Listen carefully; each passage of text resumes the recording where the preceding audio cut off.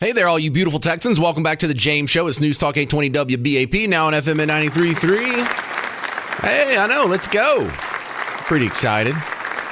Got a lot going on the show today. We're going to start off with Brian Kilmeade. You know him from Fox and Friends and also our sister station, KLIF 570 AM. Welcome back to WBAP. What brings you to town, Brian? I got a big event coming up tonight at 6 o'clock. Hopefully everyone will see me down there. It's going to be free. Just a chance for me to interact with the listeners.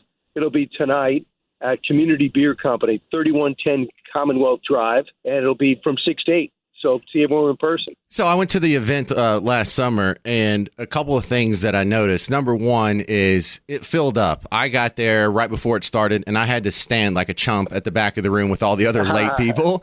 So we had to move it to a much bigger venue this time. So Community Beers, you see it when you're coming downtown. It's at 35 in Commonwealth. If you're coming out of town, it's right before the 183 split.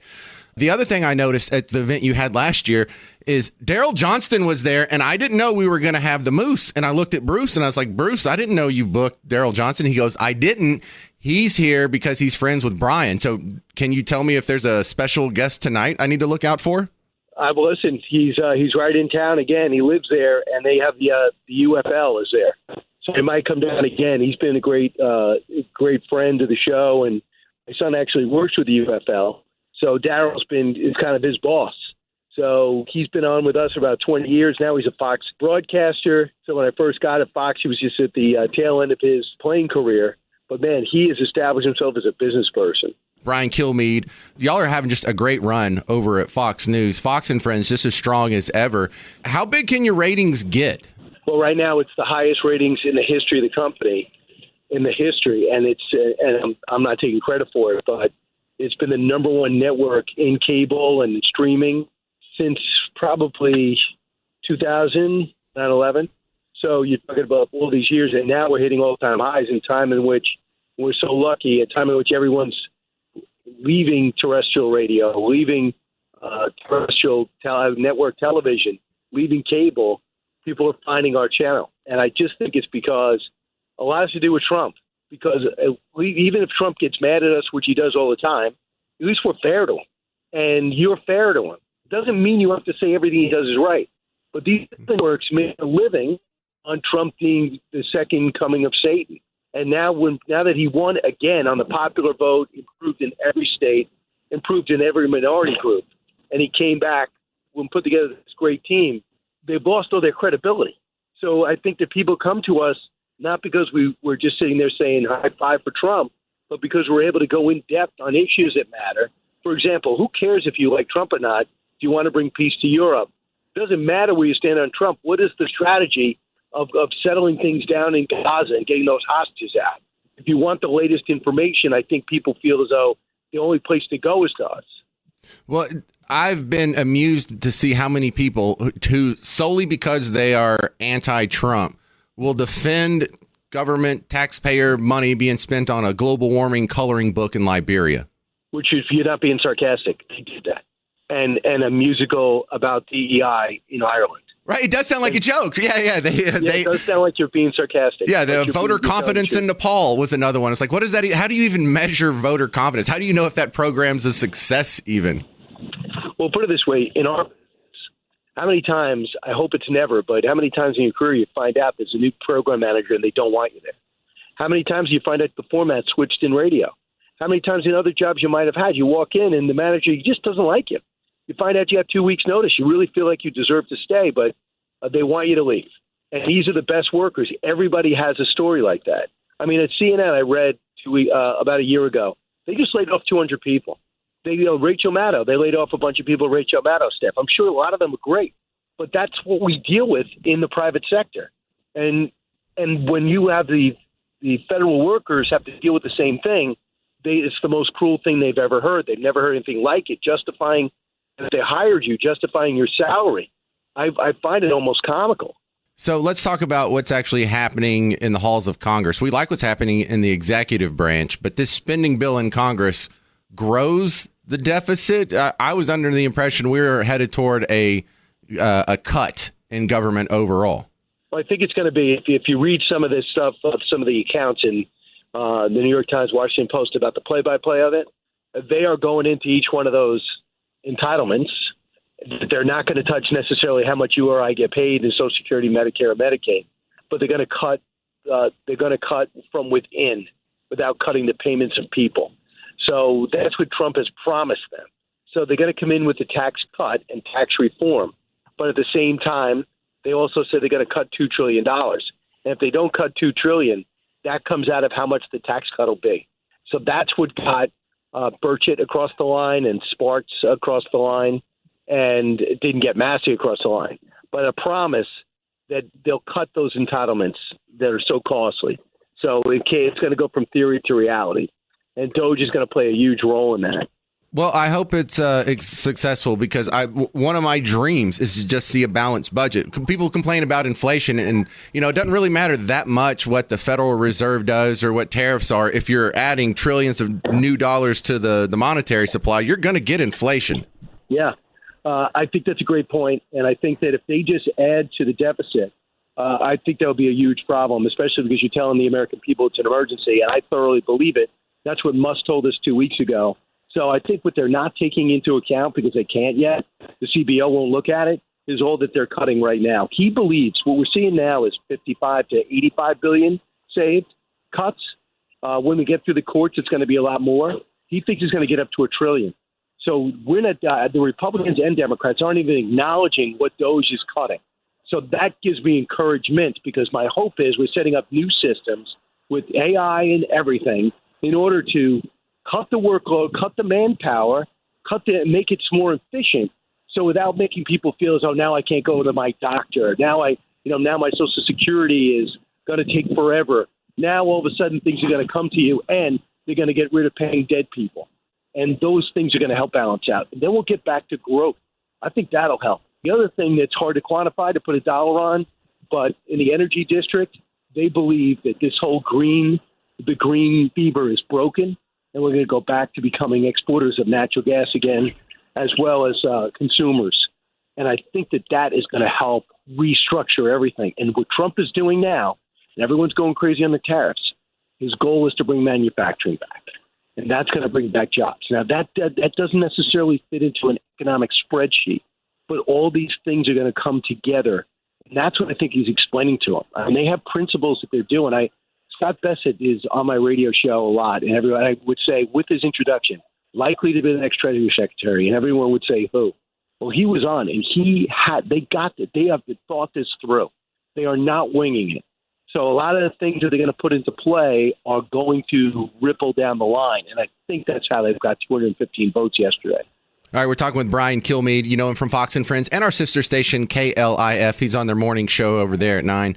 Brian, here's something I'm concerned about. We haven't seen the Epstein list yet. Are we going to see that? Like, what needs to be reviewed? Just release it. I'm surprised. I don't know who's on it. It's going to be problematic. Among the Republicans are getting upset at Pam Bondi about this and the JFK files. I mean, what could possibly be on there? I mean, how bad can it be? Everything's already been speculated, put into movies. People have come out. I mean, this will start. These things they're fun, but they also bring back trust in government. If you put the right people in, they will expose things, and they will do what they said they did, or what they said they were going to do. So I think the Epstein list will come out. I don't know. I found out Pam Bondi said 2 days ago it's on their desk. Yeah, so why don't you just snap a picture of that with your phone and tweet it to us, because we would like to see. And you're right about restoring trust in government. That's one of the optimistic parts of our colleague Dan Bongino. His show comes on right before mine, and his last show is going to be next Friday because he's going to be deputy director of the FBI. And it's always been my hope that the people who falsified the FISA warrants to spy on Carter Page and thus, Donald Trump's presidential campaign, shouldn't these guys be charged with a crime? Shouldn't they be in jail? I think so. And the thing is, for people who think, well, we heard this already, is this going to be tit for tat? I get in, you get in, I sue this president, I sue this next president. I think the most intriguing thing to emerge that they're going to be followed through is James Comey's role. Was he really sending honeypot women up to lure Trump officials or Trump himself into some type of compromising relationship? They have the names, they have the women, they think Comey's picture's all over it. And when that emerges, because this guy puts himself out as the sanctimonious guy doing everything he can to stop Trump. But, man, can you imagine This is part of the reason why Trump is gutting the White House press corps, why he is making sure these czars are in place and these people are fired from the so-called deep state interior of all these divisions, because they all turned on him last time.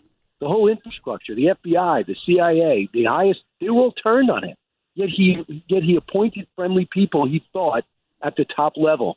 Now, not only is he going with new secretaries, but he's going underneath with deputies and then gutting out the day-to-day workers. And people say, well, that's a little cruel and it's partisan. No, it's called survival. He almost ended up in jail. Now, even though he's not playing the perfect game, everybody who's listening to us right now must realize he was thoroughly targeted. Absolutely. All right, come see him tonight. This is Brian Kilmeade from our sister station, KLIF. He comes on right after Clayton and Sybil at 9 in the mornings on weekdays. And also, of course, you know him from Fox and Friends. But we're going to be at Community Beer tonight. I'll be there. Miss Parker will be there. Clayton and Sybil will be there. Brian Kilmeade will be there. A special surprise guest, I imagine, will be there. It starts at 6 o'clock, goes until 8, but we'll hang out afterwards as well. Thank you very much, Brian Kilmeade. Go get him. Thanks so much. I like getting feedback from you over some of the same things that I was just asking Brian Kilmeade about. What's your explanation for why Fox News ratings are at an all-time high? Because I think some people are misreading this, both on Team Blue and Team Red. I think my Republican and Democrat friends are kind of looking at this and seeing what they want to see. Because at the moment, you see the news is at an all-time high. And if you're on Team Blue, the things that'll make you feel better is, well, they're competing with nobody. One of the reasons why Fox News does better than CNN and MSNBC and ABC and CBS and NBC and all these other outlets is because they all have the exact same slant and they are fractionalizing the other half of the country that is on Team Blue. If you're on Team Blue, you have 28 channels you can turn to get your preferred news or whatever of the day. And if you're on Team Red, you've got Fox News, kind of Fox Business, and there's some underlings that are kind of bubbling up, but they're not on that same top tier of networks. You know, say what you want about the Newsmax or Real America's Voice or some of these other ones. It's a second tier, and they're on it. So that's one good explanation. On the other hand, I see my Team Red friends making a mistake looking at this because they say, oh, well, Joy Reid got fired, Alex Wagner got fired, Jim Acosta got fired, Lester Holt's going away. Well, they must be noticing the error of their ways and turning a corner. No, that's not either. They have low ratings. They're going to try and put some other people in there, but that doesn't mean they're not going to have the exact same slant on the news or the exact same agenda, or you've made any progress whatsoever. So why do you think Fox News has all-time high ratings? Is it because of Trump? Is it because the American electorate really is changing? Has there been a red wave? 800-288-9227. 800-288-9227. Coming up next, Spencer McGowan from Net Worth Radio is going to talk about the effects of the economy from the tariff plan, the new spending bill, the tax cuts, all kinds of stuff affecting your wallet. We'll talk about it next on The James Show. News Talk 820 WBAP, now on FM at 93.3. Well, hey there. Welcome back to The James Show. News Talk 820 WBAP, now on FM at 93.3. Well, we got a fun event coming up tonight at Community Beer, Commonwealth. It's at Commonwealth and 35. Just when you're coming out of downtown Dallas, take 35 up, exit Commonwealth. It's on your left. Brian Kilmeade is coming in town tonight from Fox and Friends, and he also does the mid-morning show on our sister station, KLIF. He comes on after Clayton and Sybil at 9 o'clock in the mornings on weekdays. But he came in town last summer. We packed the place in Irving, so we moved it to a bigger location today. So that starts at 6 o'clock, and there will be an actual presentation of sorts. They're going to do a little bit of just a live show from 6 to 8, and then we'll hang out afterwards. I'll be there. Garrett, the producer over here, will be there. Clayton and Sybil will be there. Miss Parker will be there. Hi, Miss Parker. So come on out. It's a good time. If you need directions, ask your phone. Your phone knows where Community Beer is. Or you go to communitybeer.com. You go to WBAP.com. If you really want to get the info, meet me out there. I'm probably going to get there right at 6. I got to get out of here and put up the podcast, and then I'll head out from downtown. My next guest coming back on from the Blaze, the great Sara Gonzales, who also did some work at Texas Scorecard, one of my favorite Texas outlets. Welcome back to the show. Thank you. Thanks for having me. Wow, I appreciate the applause. Well, apparently the studio audience is a big fan of your work. I think of you And who's the other guy? Tony Ortiz from Current Revolt. You guys like actually go out in the crowd during these protests and bring back some of the good viral video audio. Is that getting old yet? Because I'm still seeing like flyers and notices. I signed up for a couple of groups, and there's more protests to come. Are you going to keep visiting these guys? Oh, 1,000%. I'm going to keep visiting them until they get deported is what I'm going to do. God, that's so fun.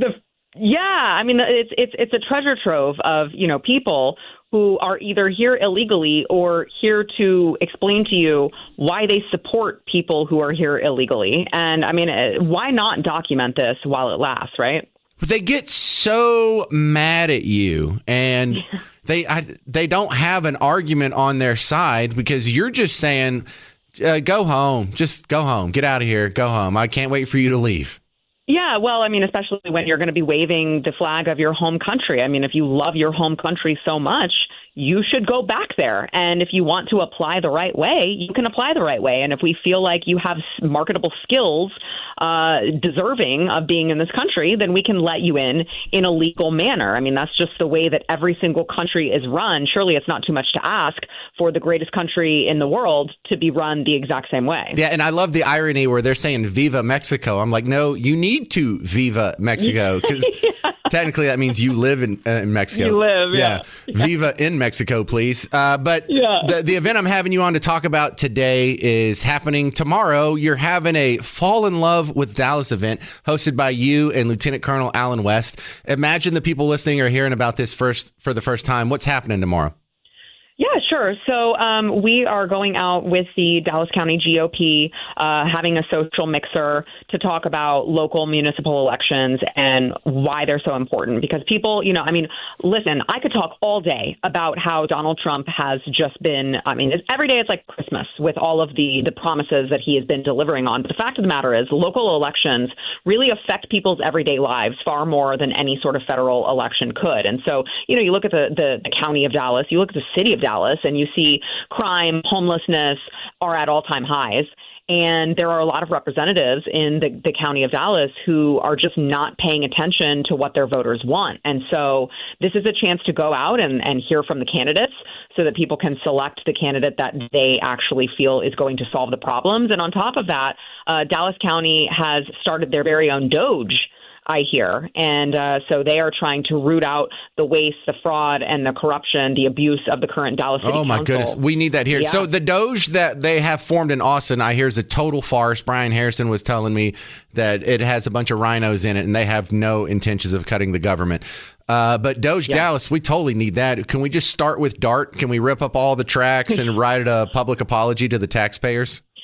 Right, exactly right. And so, it's about darn time that, someone, anyone, any organization comes in and starts holding these representatives, whether it's the city council, whether it's a congressman, whether it is just a state representative or a state senator, whoever it is, they all need to be held accountable to the Dallas County taxpayers. And so that's what we're there to do. I know it's, February is, of course, Valentine's Day month. So I know they're kind of, leaning into that. They said, wear your best red or pink and be prepared to learn some stuff and listen to the candidates who are trying to run to reform Dallas. So where is the event tomorrow? So the event is, I believe that it is in Addison. It is. It's at Beltline in the Tollway, but the address is that whole shopping center that has like the Whole Foods and the Yard House and the Lazy Dog. It's that whole shopping center. Do we know which part it's going to be in, or do I have to look that up real quick? You should look that up real quick. Okay. It's Suite 540. That's what I can tell you. Suite 540. Okay.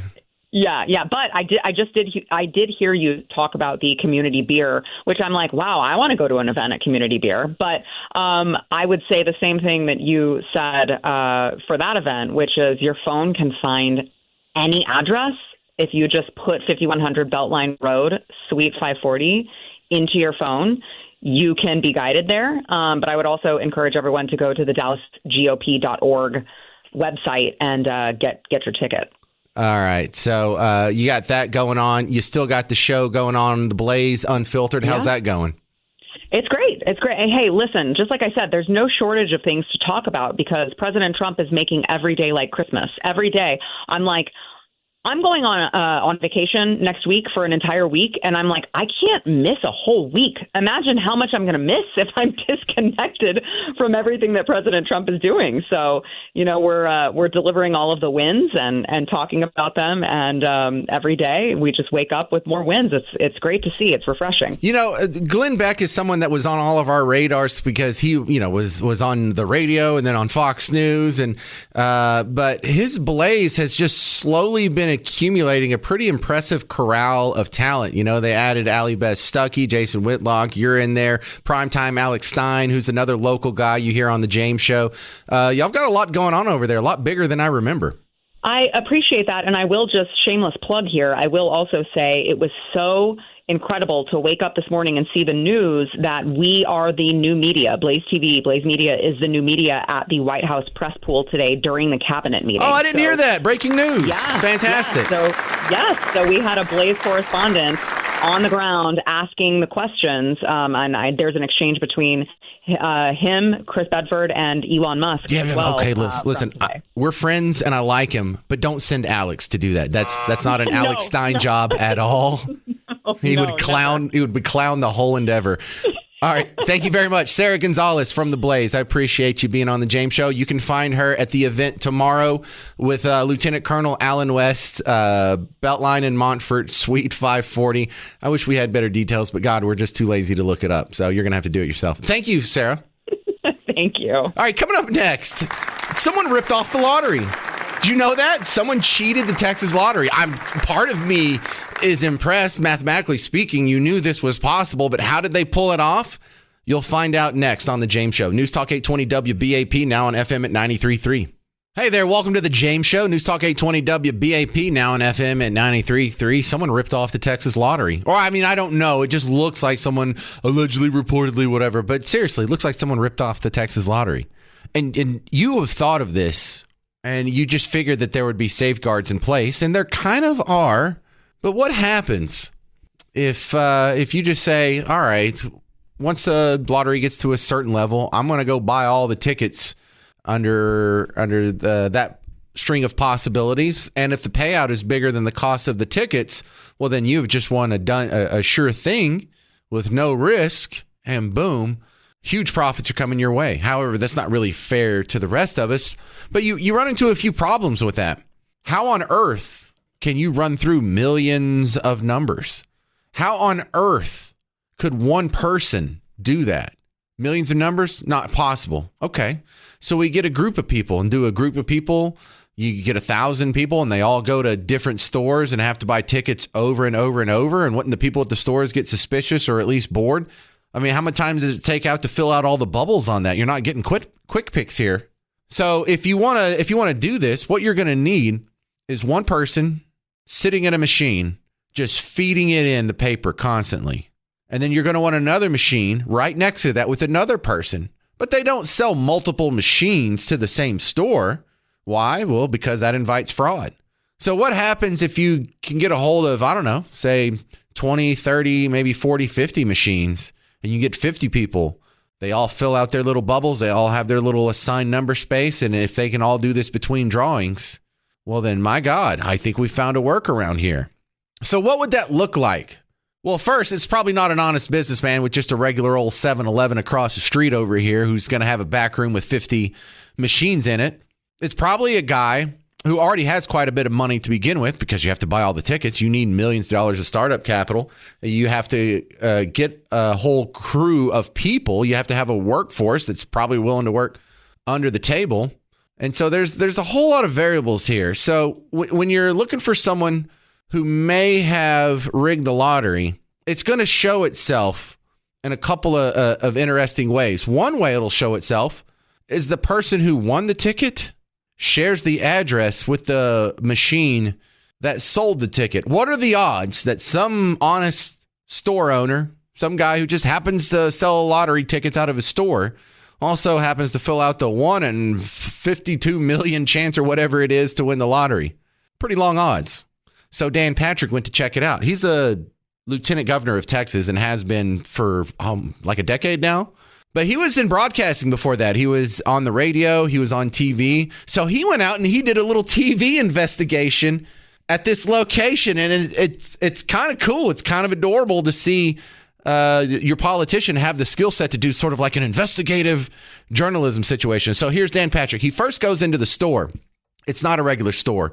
They sell, looks like board games, and it doesn't look like a very busy store. When he walked in, there wasn't anyone at the counter. So it kind of looks like a front. It looks like a bodega, right?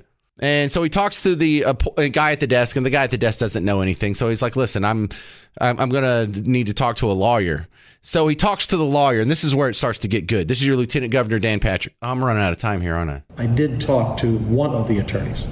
Winners Corner is a licensed retailer by the Lottery Commission, and Jack Pocket, who is my client, is the courier service, and they take the orders. Yeah, so that all sounds shady, but needless to say, he went into the back room and there were a whole bunch of machines there, and that doesn't mean that they're guilty, but this is exactly what it would look like if you were coming up with a setup to steal the lottery, and I think this happened. I think someone scammed the Texas lottery. I'll pick this up on tomorrow's show. This is the first thing I'll do tomorrow is the lottery scam. Deal? Deal. All right, come back. In the meantime, there's a podcast I'm about to put up, and you can come and hang out with us tonight with Brian Kilmeade at Community Beer, 6 to 8. It's over here in Dallas. Look at your phone knows, communitybeer.com. I'm James Parker. This has been The James Show, News Talk 820 WBAP, now on FM at 93.3.